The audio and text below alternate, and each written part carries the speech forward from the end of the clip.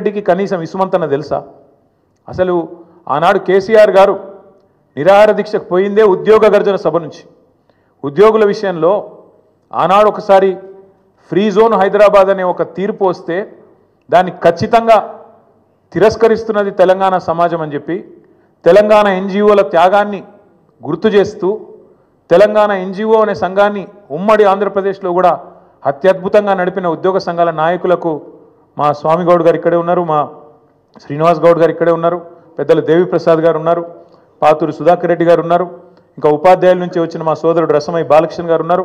ఇట్లా ఎంతోమంది ఆనాడు ఉద్యమంలో కదం దొక్కితే వారి త్యాగ స్ఫూర్తితో అల్టిమేట్గా తెలంగాణ వచ్చింది. కాబట్టే కేసీఆర్ గారు దేశంలో ఎక్కడ లేనట్టు కేంద్ర ప్రభుత్వ ఉద్యోగుల కంటే ఎక్కువ ఉండాలి మన తెలంగాణ ఉద్యోగుల జీతాలని చెప్పి 73% ఫిట్మెంట్ ఇచ్చిండు.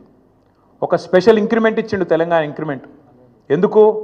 ఒకటే కారణం, ఉద్యోగులు వేరు మేము వేరు కాదు, ఉద్యోగులే ఉద్యమకారులై కదం దొక్కిండ్రు, ఉద్యోగులే అత్యద్భుతంగా ఆనాడు పెన్ డౌన్ చేసిన సకల జనుల సమ్మెలో తమ ఉద్యోగాలు పోతాయనే ఇబ్బంది కూడా లేకుండా, ఆలోచన కూడా లేకుండా తెలంగాణ కోసం కొట్లాడిన ఆ సోదరుల్ని ఇవాళ అవమానించడం అంటే, వాళ్లకు మిగతా రాష్ట్రంలోని ప్రజలకు చిచ్చుపెట్టే ప్రయత్నం చేయడం అంటే, ఇది ఒక ఉద్యమ ద్రోహి అయిన రేవంత్ రెడ్డి మాత్రమే చేయగలుగుతాడు తప్ప ఇంకోటి చేయలేడు.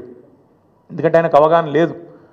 ఉద్యమంలో ఆనాడు భుజం భుజం కలిసి మాతో నడిచిన ఉద్యోగులను మేము కడుపులో పెట్టుకొని చూసుకున్నాం. ఎందుకంటే వాళ్ళది మాకు పేగు బంధం. అందుకే ఒక ఉద్యోగ సంఘాల నాయకుడు మంత్రి అయిండు, మరొక నాయకుడు కౌన్సిల్ చైర్మన్ అయిండు, ఇంకొక నాయకుడు బ్రహ్మాండంగా ఆనాడు కార్పొరేషన్ చైర్మన్ అయిండు, ఇంకొక నాయకుడు ఎమ్మెల్సీ అయిండు, ఇంకొక నాయకుడు ఎమ్మెల్యే అయిండు, చాలామంది ఇంకా చాలామంది పెద్ద పెద్ద హోదాల్లో ఆనాడు ప్రభుత్వంలో ఉన్నప్పుడు వారిని గౌరవించుకున్నది కేసీఆర్ ప్రభుత్వం. ఇవాళ ఉద్యోగులు అడుగుతున్నది ఏంది? మీరు చెప్పిందే కదా, మీరే చెప్పిండ్రు. పేజ్ నెంబర్ 28 మేనిఫెస్టో, టీఎస్ఆర్టీసీ సిబ్బంది సంక్షేమం, ఆర్టీసీ కార్మికులను ప్రభుత్వంలో విలీన ప్రక్రియ పూర్తి చేసి 2 పీఆర్సీ బకాయిలు వెంటనే చెల్లిస్తాం, వచ్చే పీఆర్సీలో ఆర్టీసీ కార్మికులను చేరుస్తాం, రాష్ట్ర ప్రభుత్వ ఉద్యోగులతో సమానంగా అన్ని వసతులు సదుపాయాలు కల్పిస్తాం, ఆర్టీసీ బస్సులకి ఏందో చెప్పింది. ఇక ఇది ఆర్టీసీ కార్మికుల గురించి మీరు చెప్పిన మాట. ఇక ప్రభుత్వ ఉద్యోగుల గురించి మీరు చెప్పిన మాటలేంది? సంక్షేమం గురించి మీరే చెప్పిండ్రు. రాష్ట్ర ప్రభుత్వ ఉద్యోగులందరికీ పెండింగ్లో ఉన్న 3 డిఏలు తక్షణమే చెల్లిస్తాం, రాష్ట్ర వ్యాప్తంగా ఉన్న ఉద్యోగ ఉపాధ్యాయులకు 1వ తారీఖున వేతనాలు అందే విధంగా చర్య తీసుకుంటాం, సప్లిమెంటరీ బిల్లులు 15 రోజులు చెల్లిస్తాం, సిపిఎస్ విధానాన్ని రద్దు చేసి ఓపీఎస్ తెస్తాం, పెన్షనర్లకు ఉద్యోగులకు ఇచ్చే డిఏలను సకాలంలో ప్రకటించి బకాయిలను వెంటనే ఇస్తాం, 317 రద్దు చేస్తాం, కాంగ్రెస్ ప్రభుత్వం ఏర్పాటైన వెంటనే కొత్త పీఆర్సీ ప్రకటించి 6 నెలలలోపు సిఫార్సులు అమలు చేస్తాం, కాంట్రిబ్యూషన్తో పాటు అన్ని రకాల జబ్బులు అని చెప్పి ఇంకేందేందో రకరకాల మాయమాటలు వారి కోసం చెప్పిండ్రు. ఏం అడుగుతుండ్రు ఇలా ఉద్యోగులు? మీరు చెప్పిందే అడుగుతుండ్రు కదా. గొంతమ్మ కోరికలు ఏమైనా కోరినరా? పీఆర్సీ వేస్తామన్నారు, ఏది అని అడుగుతుండ్రు, డిఏలు ఏవి అని అడుగుతున్నారు. కానీ ఇవాళ మీరు మాట్లాడే మాట ప్రజల ముందు ఉద్యోగులను విలన్లుగా చిత్రీకరించే ఒక చిల్లర కుట్ర ఏదైతే స్వయంగా ముఖ్యమంత్రి గారు చేస్తున్నారో వారిని వాళ్ళ తెలంగాణ ఉద్యోగుల తరఫున మేము అడుగుతున్నాం. భారత రాష్ట్ర సమితిగా అందాల పోటీలకు 250 కోట్లు ఉన్నాయి, కానీ పెన్షన్ రిటైర్ అయిన వాళ్ళకు మీకు పెన్షన్ ఇస్తుంది కానీ రిటైర్ అయిన వాళ్ళకు రిటైర్మెంట్ బెనిఫిట్స్ ఇస్తుంది కానీ పైసలు లేవా? ఇదేనా నీ ప్రభుత్వం? ఇదేనా నీ ప్రాధాన్యత? నన్ను కోసుకొని తింటారా అంటుండు ముఖ్యమంత్రి. నన్ను కోసుకొని వండుకొని తింటారా? ఇది ఒక ముఖ్యమంత్రి ప్రభుత్వ ఉద్యోగులను ఉద్దేశించి మాట్లాడిన మాట. అయ్యా ముఖ్యమంత్రి గారు, నిన్ను కోసుక తినేంత పిచ్చోడెవడు లేడు. నువ్వే నీ తలమాసిన విధానాలతో రాష్ట్రాన్ని కాల్చుక తింటున్నావు, రాష్ట్రాన్ని సంవత్సరంన్నర రాచి రంపాన పెడుతున్నావు నువ్వు. ఇది వాస్తవం.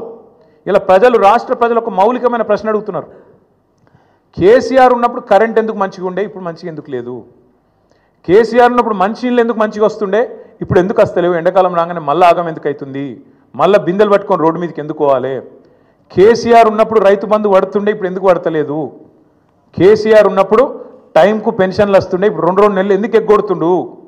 కేసీఆర్ ఉన్నప్పుడు చెప్పిన ప్రతి పని చేస్తుండే, ఇప్పుడు ఎందుకు చేయలేకపోతున్నాడు? కేసీఆర్ ఉన్నప్పుడు రాష్ట్రం రయ్యమని పురోగమనంలో ముంగటిపోయింది, ఇప్పుడు ఎందుకు తిరోగమనంలోకి అవుతుంది, ఎందుకు వెనకపోతుంది అని అడుగుతున్నారు. సమాధానం ఉందా నీ కాడ? ఎందుకు అంటే నీకు చేతనైతలేదు, నీ కాంగ్రెస్ పార్టీకి చేతనైతలేదు. కేసీఆర్ ఉన్నప్పుడు బీఆర్ఎస్ పాలనలో రాష్ట్రం దేశానికి రోల్ మోడల్ అవుతుంది, ఎట్లా కాంగ్రెస్ పాలనలో దివాలా ఎందుకు తీస్తున్నది? కారణం ఒకటే, ఇది నాయకత్వ లోపం. మీ కాంగ్రెస్ పార్టీ పెట్టిన శాపం తెలంగాణకు. మార్పు పేరుతోని మీరు చేసిన దుర్మార్గం ఇది. అందుకే మేమనేది ఏ ముఖ్యమంత్రి కూడా భారతదేశ చరిత్రలో ఈ 78 ఏళ్లలో తాను పరిపాలిస్తున్న రాష్ట్రానికి నీ శాపాలు పెట్టినోడైతే ఎవడు లేడు. ఎయిడ్స్ పేషెంట్ అంటివి, క్యాన్సర్ పేషెంట్ అంటివి, ఆఖరికి నిన్న